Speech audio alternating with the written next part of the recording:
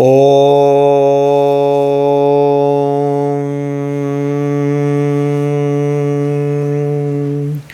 सहना भवतु सहनौ भुनक्तु सह वीर्यं करवावहै तेजस्विनावधीतमस्तु मा विद्विषावहै। ॐ शान्ति शान्ति शान्तिः। हरि ओम।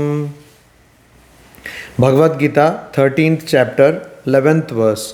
अध्यात्म ज्ञान नित्यत्वम तत्व ज्ञानार्थ दर्शनम एतद् ज्ञानमिति प्रोक्तम अज्ञानम यदतोन्यथा। अध्यात्म ज्ञान नित्यत्वम, the constant application of spiritual knowledge, constant application to spiritual knowledge. Tattva jnanartha darshanam, tattva jnana, the true knowledge, knowledge of the true self, the understanding of tattva jnanartha. Artha in this word is used in the sense of end, goal. So understanding of the end of true knowledge. Etad jnanam iti proktam. Etad, this jnanam, knowledge, iti, thus proktam is declared. Yat, what, ataha, to it, anyatha, opposed, ajnanam, ignorance. So, what is the opposite of knowledge? It is ignorance. What is the opposite of jnana? It is ajnana. So here Sri Krishna tells Arjuna, Adhyatma jnana nityatvam. Nityatvam, the constantness of what? Adhyatma jnana, of spiritual knowledge and its application. And tattva jnana artha darshanam. Darshanam, understanding of the end of true knowledge. End of true knowledge means the end being true knowledge. Sri Ramakrishna says that God realization is the goal of human life. So understanding this is what is meant here. That God realization or realization of oneself, realization of the ultimate truth is the goal of human life. So here the attribute which started with amanitvam, that is humility, and which ends with tattva jnanartha darshanam, understanding the end being true knowledge. These are declared to be knowledge, these attributes. Why? Because they are the means to knowledge, they are the method or the path to knowledge. So here, understanding of the end of true knowledge. Then it is told, and what is it? It is opposed to ignorance. It is opposed to ignorance. It is ataha, yat, what, ataha, to it, anyatha ajnanam. Anyatha means opposed. So constant application to spiritual knowledge, understanding the end of the true knowledge, end being true knowledge. This is etat jnanam iti proktam. Etat, this jnanam, knowledge, iti, thus is declared proktam. And the opposite is ajnana. And a person who knows this, that person will attain what? That is what is told by Sri Krishna in the next verse, 12th verse of the 13th chapter. He says, Jneyam yattat pravakshyami yad jnatva mritam ashnute anadimat param brahma na sattanna sad uchyate. Yat, which jneyam has to be known, tat, that pravakshyami. So I am telling you, pravakshyami, I shall describe or I shall tell you. Shri Krishna says to Arjuna, he tells Arjuna that I am now going to tell you that which is to be known. And yat jnatva, that knowing which, jnatva, knowing which, amritam ashnute, amritam, immortality, ashnute, attains. So one attains immortality after knowing this. Tat, that, anadi mat, it is anadi, without any beginning, without any adi, without any beginning. Param, it is supreme. Brahma, Brahman, Na neither Sat being, na nor Asat non-being Uchyate is called. So this Anadimat Param Brahma, this beginningless Supreme Brahman is neither being nor non-being. Neither being nor non-being. Uchyate. So I am now going to describe to you what has to be known and why it is to be known. Because knowing it, one attains to immortality. That means one doesn't need to come into the life of death. A life which has birth and death. So that is the life which we have now. That is because of ignorance we have come into this life. If we know our true nature, we would not be caught in this life. So a person who knows this need not come into this life. And what is this life? Beginningless, supreme Brahman. Anadimat, beginningless. Because there is no beginning. If there is beginning, the beginning would be the limit or the boundary of the ultimate truth, which would be absurd. The ultimate truth cannot have any boundary. So it is beginningless, means it does not have any limit in time. It is endless, does not have any limit in time. Ignorance is also beginningless, but it has got an end. So it is infinite. It is not infinite. It is finite in time, space and causation. But Supreme Brahman, Anadimat, Brahman, it has got no end. It has got no beginning. And so you cannot say that it exists. Similar thing is told about ignorance. In the Vivek Chudamani, Shankaracharya says that you cannot say that avidya exists or that avidya does not exist. These things cannot be told. You cannot say it is real, you cannot say it is unreal, you cannot say it is not there, you cannot say it is there. In similar vein here, Sri Krishna is telling that, of course, Sri Krishna came much before Shankaracharya. So, but here it is being told that you cannot say na sat, na asat. You cannot say that it is real. You cannot say that it is unreal. You cannot say that it is there. You cannot say that it is not there. Because there is no reference point. There is nothing with which you can compare Brahman. It's incomparable. Why is it incomparable? Because there is no reference point. You cannot compare Brahman with anything. That is why this cannot be told. And so now it is the question of its being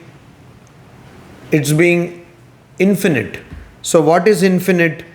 So something which is infinite should be infinite in both time and space and also in causation. In all these three things, three aspects, it should be infinite. Time, space and causation. So now the infinitude of Brahman as far as space is concerned is being discussed. Sri Krishna says, it's a very famous shloka, famous verse. He says, Sarvatah pani padam tat, sarvatokshi shiro mukham, sarvatah shrutimal loke, sarvam avritya tishtati. So, there is no boundary in space for Brahman. So, because if there is boundary, then it will become limited, it will become finite. There is no boundary. So that is why Sarvatah Pani Padam. Everywhere there are hands and feet. Pani Padam. Everywhere hands and feet are there. Sarvatah, everywhere Akshi Shiraha Mukham. Eyes, heads and mouths are there. Sarvatah, everywhere Shrutimat. Ears. Tat, that loke in the universe. Sarvam, all avritya, pervading tishtati.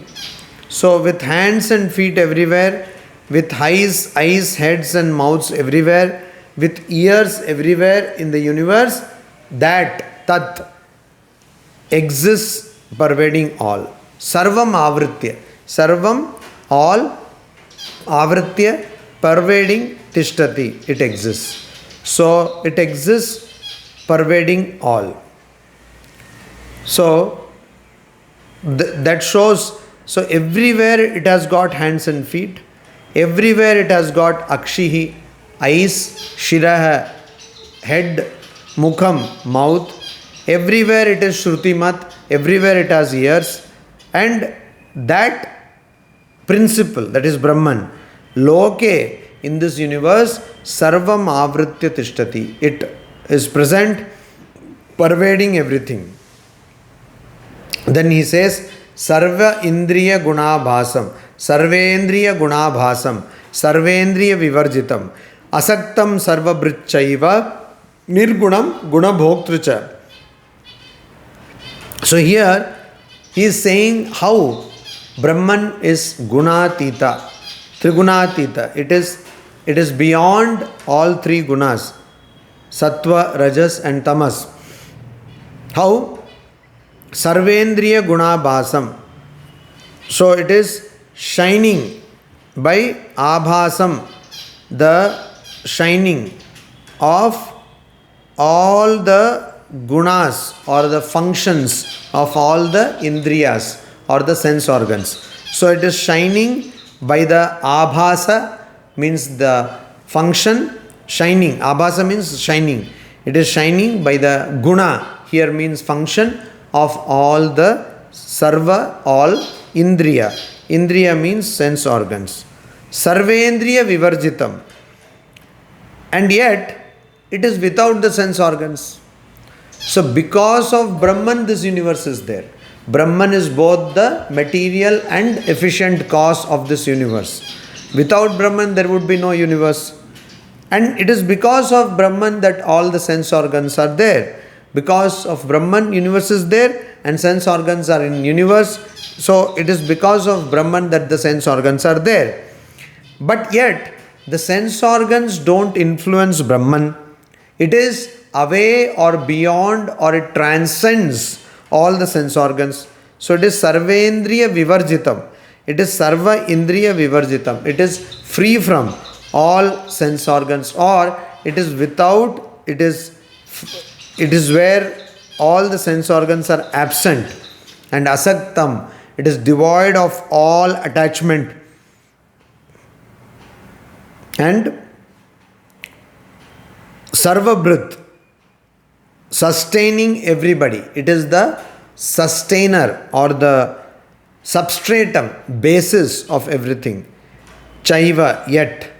Nirgunam, though it is the basis of the gunas, because as we just saw, this universe is there because of Brahman. So without Brahman, there will be no universe. When, because of ignorance, one perceives Brahman, then one sees it as the universe. One sees it as the universe.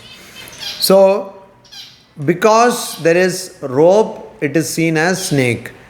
But if there were no rope, no snake would have been seen.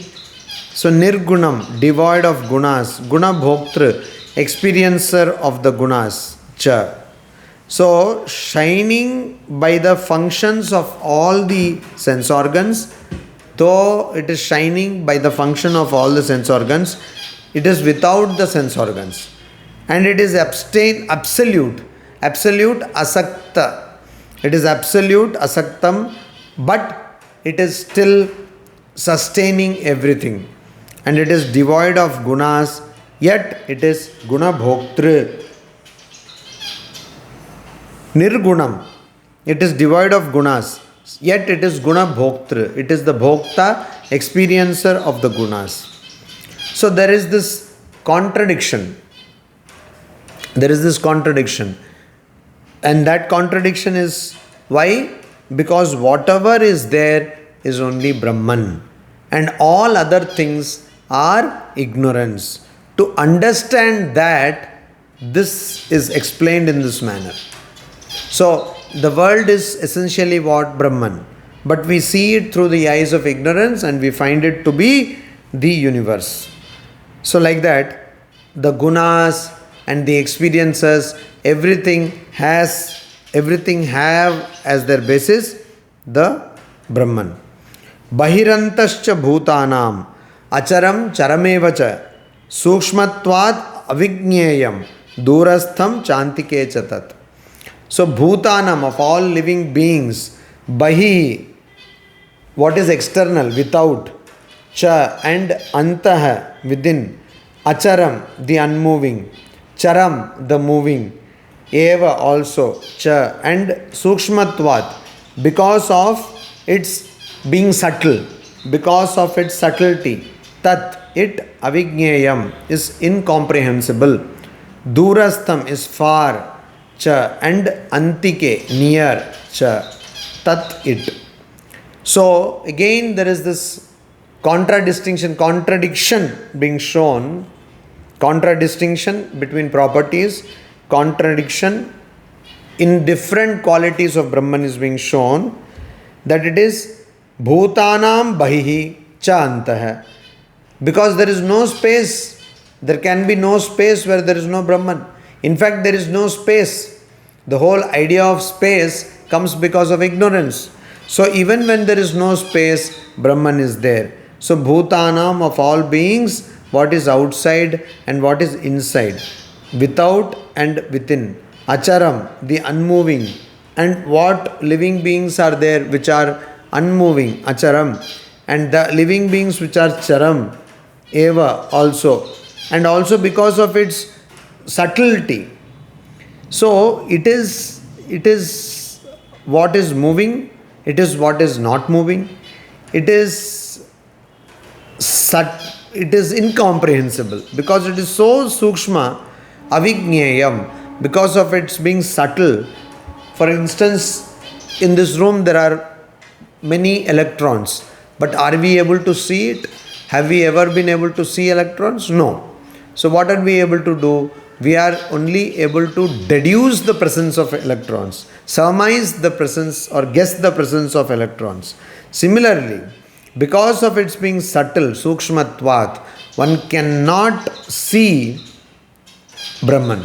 So it is incomprehensible, avigneyam, one cannot know Brahman also.